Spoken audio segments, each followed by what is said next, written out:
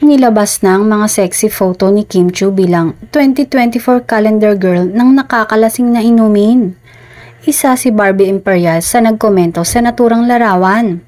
Yes, mommy, obsessed, aniya. Maging si Alexa Ilacad ay nag-react ng happy face emojis. Ang sexy actress na si Aramina ay nagsabing, "Congrats, Kim."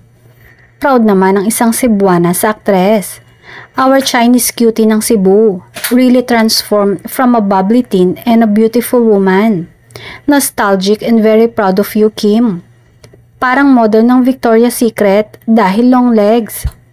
Your aura reminds me of Joyce Jimenez. Bigla umanong naglalaway si Sian. Bagamat wala namang ibang text captions sa post nito, ipinagpalagay ng mga netizen na ito ang sagot niya sa bagong achievement ng ex na si Kim. May nagsasabi pa, ibang-ibang photos ni Chinita Princess kesa kina Bea Alonzo at Julia Barreto.